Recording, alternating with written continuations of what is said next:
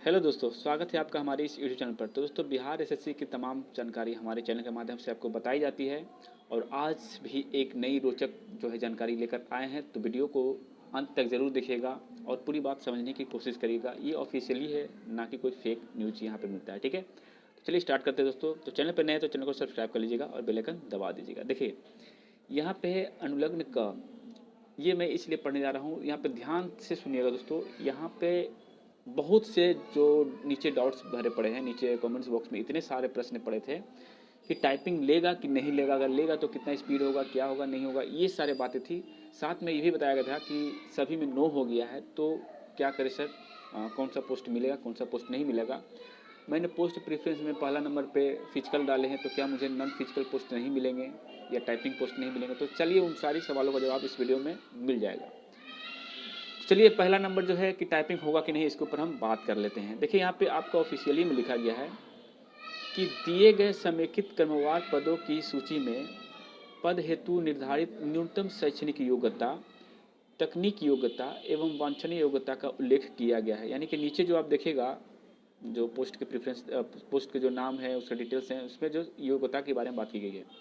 उसके बाद बोला गया कि मुख्य परीक्षा में प्राप्त अंक, यानी मेंस के एग्जाम में जो आप अंक लाते हैं, उसके बाद परीक्षा उपरांत सामान्य मेधा सूची, यानी कि परीक्षा जब दे दीजिएगा तो उसके बाद जो है सामान्य मेधा सूची बनेगी, जितने आप नंबर लाएंगे।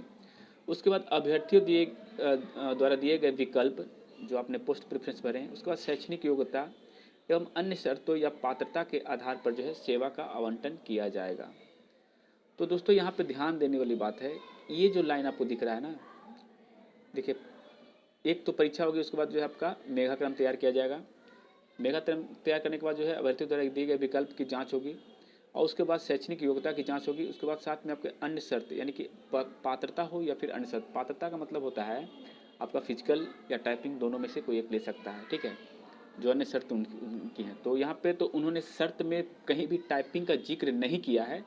चूँकि टाइपिंग का जिक्र न किया गया है, ना ही टाइपिंग का जो स्पीड बताया गया है, तो इस बेस पे हम ये समझ सकते हैं कि टाइपिंग नहीं होगी। हाँ, लेकिन एक बात है, फिजिकल का जिक्र किया गया है, इसलिए फिजिकल जो है वो होगी, क्योंकि फिजिकल के लिए हाइट वाइट का जो है आपका बताया गया, कितना डिस्टेंस चलना है, दौड़ना है, ये सारी जानकारी आपको देखने को मिलेगी। तो यानी कि 100% फिजिकल तो होगा, लेकिन 1% भी चांस नहीं है कि टाइपिंग होगी। यानी कि विदाउट टाइपिंग आपका मेरिट बनेगा 12,000 समथिंग पोस्ट का और 980 पोस्ट का जो है फिजिकल होगा। अब आइए दोस्तों, बात करते हैं, आगे की ओर बढ़ते हैं। और देखिए, यहाँ पे कुछ जो है लोगों का जो है पोस्ट प्रेफरेंस को लेकर के कुछ डाउट्स थे। तो देखिए, यहाँ पे बताया जा रहा है कि अभ्यर्थी ऑनलाइन आवेदन में पदों की प्राथमिकता एवं आवेदन पत्र की सारी प्रविष्टियों की जांच कर जो है पूर्णतः स्पष्ट संतुष्ट होने के उपरांत ही आवेदन पत्र सबमिट करेंगे। ज्ञातव्य हो कि अभ्यर्थी द्वारा भरी गई पदों की प्राथमिकता अंतिम एवं अपरिवर्तनीय होगी। अंतिम तिथि के पश्चात इस संबंध में किसी अभ्यर्थी से कोई अनुरोध या पत्र या कागजात जो स्वीकार नहीं किया जाएगा, तो इसके लिए अभ्यर्थी स्वयं ही जिम्मेदार होंगे। तो कुछ लोग कह रहे थे कि सर मेरा पोस्ट प्रेफरेंस हम बदलना चाहते हैं, क्या आयोग जाएं? सर मेरा पोस्ट प्रेफरेंस गलत चुना गया है। तो देखिए दोस्तों, यहाँ पे साफ साफ कह दिया गया कि आपके ऊपर कोई विचार नहीं किया जाएगा। कोई भी पत्र या जो भी आप यूज करना चाहते हैं किसी भी तरह से कि मेरा पोस्ट जो है प्रेफरेंस बदल दे, तो ऐसा कभी नहीं होगा और ये हो भी नहीं सकता है। एकदम पूरी तरह से यहाँ पे लिखा गया है। तो जो भी पोस्ट प्रेफरेंस है उसी के आधार पर आपको जो है अब मेरिट लगेगी। ठीक है, अब चलिए आते हैं दूसरी बात जो है आपका, कुछ लोग कह रहे थे सर मेरा 1 नंबर 2 नंबर और 3 नंबर ये फिजिकल पोस्ट चुना गया है, उसके बाद आप मेरा टाइपिंग पोस्ट है, उसके बाद मेरा नॉन टाइपिंग पोस्ट है, तो मैं नॉन टाइपिंग चाहता हूँ सर, तो क्या मुझे वो मिल पाएगी? तो दोस्तों, इसके ऊपर हम ध्यान से सुनिएगा। इस टॉपिक पे हम पूरी तरह से क्लियर आपको करवाते हैं। जैसे कि आपने 1 2 3 पर जो है फिजिकल वाले पोस्ट चुने हैं, तो आपको पहले फिजिकल के लिए बुलाया जाएगा, ये कन्फर्म है। ठीक है, अगर आप फिजिकल क्वालिफाई कर जाते हैं, यानी फिजिकल के जो भी क्राइटेरिया उसको आप पास कर जाते हैं, तो आपको यहाँ से आगे नहीं बढ़ने दिया जाएगा। यानी कि यही पोस्ट आपके लिए जो है मान्य हो जाएगा, 1 नंबर ही पोस्ट जो है आपके लिए वैलिड कर दिया जाएगा। ठीक है, ये नहीं कि आपको 2 मिलेगा या 3 मिलेगा, ओनली अगर एक को क्वालिफाई करते हैं तो आपको 1 मिल गया, उसके बाद सारा पोस्ट आपके लिए खत्म। ठीक है, अगर आप ये फिजिकल क्वालिफाई नहीं करते हैं, किसी कारण से फिजिकल फेल हो जाते हैं, तब सेकंड नंबर जो टाइपिंग वाले पोस्ट चुने हैं उसके लिए आपको देखेगा। टाइपिंग अगर होती है तो टाइपिंग लेगा, अगर टाइपिंग नहीं होती है तो आपको डायरेक्ट यहाँ पे मेरिट में चेक करेगा। अगर टाइपिंग वाले पोस्ट के लिए आपका मेरिट में नाम आ जाता है तो आपको डायरेक्ट यहाँ से सिलेक्शन हो जाएगा, क्योंकि आप यहाँ डिस्क्वालीफाई कर गए थे। ठीक है, तो आपको टाइपिंग के लिए मिल जाएगा, आपको नॉन टाइपिंग नहीं, यानी कि टाइपिंग वाले पोस्ट मिल जाएंगे। ये होगा। अगर टाइपिंग नहीं लेती है तो, अगर टाइपिंग लेती है और इसमें फेल करते हैं तब जाके आपको नॉन टाइपिंग मिलेगी दोस्तों, यानी सबसे लास्ट में आप लोग नॉन टाइपिंग मिलेगी। तो जो लास्ट में नॉन टाइपिंग पोस्ट भरे हैं तो उनको तो मिनिमम चांस रह गया है कि उनको जो है नॉन टाइपिंग पोस्ट मिल पाए, ठीक है, ये तो आप कंफर्म जान लीजिए। चलिए दोस्तों अब आगे बढ़ते हैं, कुछ और भी प्रश्न पे बात करते हैं। यहाँ पे बीसी एमबीसी को लेकर के भी कुछ ज़्यादा प्रॉब्लम थी। देखिए आरक्षण में बताया गया है कि अभ्यर्थी द्वारा प्रारंभिक परीक्षा हेतु भरे गए ऑनलाइन आवेदन में दावा किए गए आरक्षण श्रेणी में किसी भी परिस्थिति में परिवर्तन नहीं किया जाएगा और इस संबंध में किसी भी आवेदन पर विचार नहीं किया जाएगा। तो ये बात आपको क्लियर पता चल गया दोस्तों। अगर आपने गलती से उस टाइम बीसी भर दिया जबकि आप कुछ और कैटेगरी में आते थे तो ये अब आपका जो है बीसी ही रहेगा। अगर मेंस के बाद एग्ज़ाम के बाद रिजल्ट के बाद जो है अगर आप जाते हैं काउंसलिंग में तो आपको जनरल से फाइट करना पड़ेगा और ये जनरल से फाइट पीटी और मेंस दोनों चेक होगा अगर आपने गलती भरा है तो, ठीक है। और दूसरा, मान लीजिए आप 2014 में बीसी थे, ठीक है, लेकिन 2016 आते आते जो है आप ईबीसी यानी कि एमबीसी बन गए। ध्यान दीजिएगा, यहाँ पे कुछ अलग बात होगी। आप बीसी थे और एमबीसी बन गए गवर्नमेंट के जरिए, लेकिन भरा था तो बीसी ही आपने, ठीक है। तो इस सिचुएशन में आपको कोई प्रॉब्लम नहीं होगा। आपका जो मेंस का रिजल्ट है और प्री रिजल्ट है दोनों बीसी से ही काउंट किए जाएंगे और मेरिट भी आपको बीसी के आधार पर ही दिया जाएगा, ठीक है। और ये एमबीसी का बेनिफिट आपको जॉब लगने के बाद मिलेगी, ठीक है। तो ये बात आपको समझ में आ गई दोस्तों। अब कुछ लोग जो बाहर रहते थे, आउट ऑफ स्टेट थे और उन्होंने जो है कैटेगरी का यूज़ किया है, यानी कि उन्होंने बीसी भर दिया होगा, एमबीसी भर दिया होगा, एससी एसटी भर दिया होगा, ठीक है। तो इनको जो है डायरेक्ट जो है जनरल ही समझा जाता है और इनको अनरिजर्व का ही सब कुछ मिलेगा। ऐसा नहीं कि इनको रिजेक्ट करके भगा दिया जाएगा या फिर इनके ऊपर केस मुकदमा होगा, ऐसा कुछ भी नहीं होता है। बस आपका कैटेगरी जो है ओनली जनरल देखा जाएगा, ठीक है, पीटी और मेंस दोनों एग्जाम में। तो चलिए दोस्तों, यहाँ पे तो ये सारे जो प्रॉब्लम थी वो खत्म हो गई। अब आइए दोस्तों कुछ बात बताते हैं यहाँ पे कि रिजल्ट जो है कितना गुना देगा या फिर कितने लोगों को बुलाया जाएगा। तो चलिए दोस्तों इसी के ऊपर हम बात करेंगे। पहले नीचे आते हैं, देखिए यहाँ पे आपको कुछ और जो है बताना था। हाँ देखिए दोस्तों, देखिए यहाँ पे कुछ लोग जो है टाइपिंग में जो है हिंदी टाइपिंग यस किए हैं, इंग्लिश टाइपिंग यस किए हैं, तो इनको क्या फ़ायदा होगा और क्या जिन्होंने नो किया उनको क्या नुकसान होगा। जिन्होंने यस किया है दोस्तों तकनीकी योग्यता में, तो देखिए उनको ये सब पोस्ट जो है इसके लिए एलिजिबल हो जाएंगे। यानी कि आप देख सकते हैं हिंदी इंटर है, हिंदी और अंग्रेजी टंकन, तो ये जब अंग्रेजी टंकन वहाँ चूज किए होंगे या हिंदी टंकन चूज किए होंगे तो आप जो है इस पोस्ट के लिए एलिजिबल हो जाएंगे। और कंप्यूटर संचालन और कंप्यूटर टंकन जो अगर आपने क्लिक किया होगा तो आपको ये सारे पोस्ट मिलने वाले हैं दोस्तों। देख लीजिए, देख लीजिए यहाँ पे तकनीक योग्यता जो देख रहे हैं, ये जितने भी सारे पोस्ट हैं इन सब के लिए आप एलिजिबल हैं। और कोई आपको बता रहा है, फालतू का न्यूज़ बता रहा है, कोई बोल दे कि आपने अगर सभी में नो किया है तब भी ये सारे पोस्ट आपको मिलेंगे निम्न वर्गीय लिपिक का, तो ये गलत न्यूज़ है दोस्तों। आपको मैं समझा दे रहा हूँ, ये गलत न्यूज़ है। आपका इसमें जो है रिजल्ट तो आ जाएगा, मेरिट नहीं बन पाएगा, इतना जान लीजिए, ठीक है ना। क्योंकि यहाँ पे जो है यही बात दोहराई गई है। देखिए अब आप कोई भी आयोग या फिर कोई भी जो है बोर्ड अगर आपको जब एलिजिबिलिटी देती है, यानी कि आपको जो क्राइटेरिया देता है कि मिनिमम क्वालिफिकेशन ये होना चाहिए, उसके साथ तकनीकी योग्यता जब मांग की गई है कि कंप्यूटर संचालन और कंप्यूटर टंकन, अगर इन दो चीज़ों पे आपका नो किया हुआ है तो आपको ये पोस्ट कैसे मिल सकते हैं। आप देखे होंगे फिजिकल वाले पोस्ट में जिन्होंने सिलेक्ट नहीं किया था उनको फिजिकल का पोस्ट हटा दिया गया, चारों का चारों देखे होंगे, ठीक है। तो जो फिजिकल वाले पोस्ट पे सिलेक्ट नहीं करते हैं तो उनको फिजिकल से दिया जा सकता है। तो इन सभी पे अगर आपने सिलेक्ट नहीं किया है, नो किया है, तो आपको ये पोस्ट मिलेगा कैसे, ये मैं बता रहा हूँ दोस्तों, कोई नहीं बताएगा। सब आपकी जो है आपको सिर्फ खुश करने के लिए गलत न्यूज़ दे सकता है, लेकिन मुझे खुश करने की आदत नहीं है, सही न्यूज़ देने की आदत है, ठीक है। और देखिए कुछ लोग जो हैं हिंदी टाइपिंग में नो किए हैं, इंग्लिश टाइपिंग में नो किए हैं, लेकिन ये कंप्यूटर संचालन और कंप्यूटर टंकन में यस किए हैं, तो इनको ये पोस्ट मिल जाएगा, आराम से मिल जाएगा, आपको दिक्कत नहीं है। कंप्यूटर संचालन में आपको बेसिक नॉलेज होना चाहिए। कंप्यूटर में एमएस ऑफिस हो गया, वर्ड एक्सेल हो गया, वर्ड पैड हो गया, नोट पैड हो गया, इन सभी चीज़ों का बेसिक जानकारी होना चाहिए। और उसके बाद साथ ही जो आपका कंप्यूटर टंकन का थोड़ा बहुत जानकार होना चाहिए। अगर टेस्ट लेता है पहले तो सब क्लियर हो जाएगा, नहीं लेता है तो इतना तो कम से कम आपको आना चाहिए।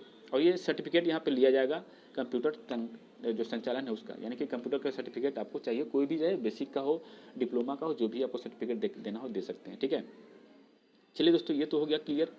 अब आते हैं दोस्तों कोई बंदा जो है कंप्यूटर क्या बोलते हैं हिंदी विथ जो है विथ जो है हिंदी कर दी हैं, तो उनको क्या प्रॉफिट होगा और उनको क्या दिक्कत आ सकती है। चलिए आते हैं हम उसी के ऊपर बात करते हैं दोस्तों। देखिए हाँ, एक बात और है, जिन्होंने डीसीए डाला था शुरू में, बता दूँ आपको, कुछ लोग जो थे शुरू में ही डीसीए का सर्टिफिकेट नंबर डाले थे और डीसीए में यस भी किए थे, तो उनको क्या बेनिफिट होगा, तो उनके लिए एक पोस्ट है, आपको देख सकते हैं यहाँ पे, सूचना सहायक ग्रेड 1।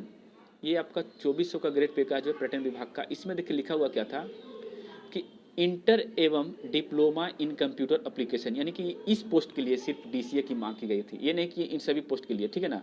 तो ये बात आप समझ लीजिएगा। और साथ में इसमें तकनीक योग्यता क्या था कि किसी विदेशी भाषा की जानकारी रखने वाले की प्राथमिकता दी जाएगी। ऐसा नहीं कि अगर आप नहीं जानते तो आपको नहीं मिलेगा, लेकिन हाँ, विदेशी भाषा अगर आप जानते हैं तो इस पोस्ट के लिए जो है प्राथमिकता मिलेगी।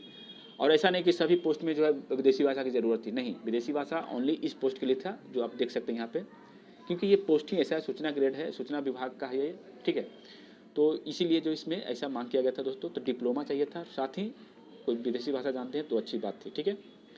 और बाकी में देखिए आंसू लेखन है, आंसू टंकन है, तो आंसू लेखक ही लेवे करेगा। और आइए दोस्तों अभी और कुछ दिखाते हैं। हिंदी वाला जो हम बता रहे थे कि एक में था आपका इंटर विथ हिंदी, तो उसमें क्या फ़ायदा आपको होगा, देखिए आपको दिखाते हैं। देखिए तो यहाँ पे मैं पूरी जो है डिटेल के साथ बताऊँगा, कोई घबराए नहीं। मान लीजिए कोई गलती से इंटर विथ हिंदी कर दी है, अरे देखिए आ दीजिए, देखिए दोस्तों, मान लीजिए कुछ लोग जो है जो आपका शैक्षणिक योग्यता था उसमें कुछ लोग जो है इंटर विथ हिंदी किए हैं, तो इंटर विथ जो हिंदी किए हैं उनको अगर सब्जेक्ट में हिंदी विषय है 100 नंबर का, तो उनका बेनिफिट होगा कि ये जो पोस्ट आप देख रहे हैं निम्न वर्गीय लिपिक हिंदी, ये 1900 ग्रेड पे का है। इसमें मंत्रिमंडल सचिवालय उर्दू निर्देशालय में मिलेगा। इसमें देखिए इंटर विथ हिंदी विषय के साथ, तो ये एक पोस्ट जो है उनको अलग से दिया जाएगा, ठीक है। ये एक पोस्ट के लिए वो अलग से एलिजिबल हो गए, यानी कि उनको ये पोस्ट एक्स्ट्रा मिलेगा। और जिन्होंने इंटर विथ हिंदी नहीं किया है उनको ये पोस्ट नहीं मिलेगा, ये कन्फर्म है, ठीक है। तो कोई अगर बताता है कि सब पोस्ट मिलेगा तो ऐसी बात नहीं है, ये पोस्ट आपको एकदम नहीं मिलेगा जो इंटर विथ हिंदी नहीं किए हैं, ठीक है। और इंटर विथ उर्दू जो किए होंगे, यानी जो आपके मदरसा बोर्ड के होंगे कैंडिडेट, तो उनको जो है ये वाला पोस्ट मिलेगा निम्न वर्गीय लिपिक उर्दू भाषा का। और ये देखिए यहाँ पे लिखा है इंटर विथ उर्दू विषय के साथ, और साथ में कंप्यूटर संचालन और कंप्यूटर टंकन तो आना ही चाहिए, क्योंकि ये तो निम्न वर्गीय लिपिक है, ये ज्ञान तो होना कन्फर्म है, ठीक है। तो ये दो पोस्ट स्पेशल कैंडिडेट के लिए जो इंटर विथ हिंदी और इंटर विथ उर्दू की हैं। और इंटर विथ समकक्ष जो किए हैं उन सभी के लिए ये सारा पोस्ट है, जिसमें भी इंटर लिखा हुआ है, ये सारा पोस्ट जो है आपका इंटर विथ इंटर या समकक्ष वालों के लिए है, ठीक है। तो ये बात आपको समझ में आ गई होगी दोस्तों। अब देखिए यहाँ पे और क्या है, देखिए यहाँ पे एक है निम्न वर्गीय लिपिक पर्यावरण एवं वन विभाग, ठीक है। तो यहाँ पे इंटर मांगा गया है, कंप्यूटर संचालन मांगा गया है एवं टंकन का ज्ञान मांगा गया है, साथ में यहाँ भी कंप्यूटर संचालन एवं टंकन। तो निम्न वर्गीय है तो ये तो कन्फर्म है, ये आपका कॉमन रहेगा सभी में। लेकिन यहाँ पर भी आपको बताया गया कि न्यूनतम शैक्षणिक योग्यता भी इसमें ये चाहिए, तकनीक योग्यता नहीं, यानी कि शैक्षणिक योग्यता में ये आ रहा है कंप्यूटर संचालन और कंप्यूटर टंकन का ज्ञान, ठीक है। तो इसके लिए ये भी जरूरी था दोस्तों, ठीक है। और देखिए यहाँ पे एक और है आपका एक टेक्निकल योग्यता मांगा गया था, तो उसमें देखिए बुनाई अनुदेशक राजकीय मुख बधिर मध्य विद्यालय में है जो है, इसमें इंटर तो मांगा गया था, साथ में देखिए यहाँ पे लिखा गया था भारतीय पुनर्वास परिषद से मान्यता प्राप्त संस्थान से व्यावसायिक प्रशिक्षण में डिप्लोमा या ITI से सर्टिफिकेट कोर्स। और देखिए दोस्तों यहाँ पे और भी था कि भारतीय पुनर्वास परिषद से निबंधित, तो ये कुछ एक्स्ट्रा पोस्ट था जिसके लिए वहाँ पर डिप्लोमा की मांग भी की गई थी, ठीक है। देखिएगा लिखा हुआ था डिप्लोमा किए हैं कि नहीं किए हैं, तो सभी लोग जो है नो किए हैं, जो यस किए थे उनको नंबर देना पड़ता था, तो वो उनके लिए ओनली एक पोस्ट यहाँ पर दिया था दोस्तों, ठीक है। तो ऐसा नहीं है कि जिन्होंने नहीं दिया उनको कोई पोस्ट ही नहीं मिलेगा। तो ये बात आपको समझ में आ गई होगी। देखिए इतना लंबा वीडियो बनाने के पीछे मकसद है कि हर एक प्रश्न का जो है जवाब इस वीडियो में मैं देता चलूँ, ठीक है। अब देखिए दोस्तों फाइनल अब आपको हम बताते हैं कि इसमें रिजल्ट कितना गुना आएगा और कितने लोगों को जो है काउंसलिंग करवाई जाएगी, ठीक है। तो CGL के हिसाब से अगर देखा जाए दोस्तों, तो CGL में क्या होता, शुरू में तो पूरा का रिजल्ट नहीं दिया गया था, लेकिन जब कोर्ट में केस में मामला गया तो वहाँ पे जो जितने भी कैंडिडेट अपीयर किए थे और जो भी मिनिमम क्वालिफाई जो मार्क्स है उसको क्वालिफाई कर गए थे, तो उनको जो है सभी का रिजल्ट आया था। लगभग आपको देखा जाए दोस्तों तो वहाँ पे अप्रोक्स 15,000 कैंडिडेट का जो है रिजल्ट आ गया था, ठीक है। और 17,000 कैंडिडेट जो है अप्रोक्स बैठे थे, ठीक है। बात समझिएगा, नोटिफिकेशन अभी भी है लेकिन मैं दिखाऊंगा नहीं, ठीक है। तो एक रोल नंबर से लेकर के जितने भी रोल नंबर थे सभी को पारी पारी से जो है बुलाया गया था, लेकिन कट ऑफ उसको कट ऑफ ही बोल सकते हैं, मिनिमम कट ऑफ को सब पार किए थे, लेकिन मेरिट जो है वो बहुत हाई चला गया था, यानी कि 85 से 90% तक का जो है मेरिट चला गया था, जनरल से लेकर के OBC BC तक या फिर MBC तक।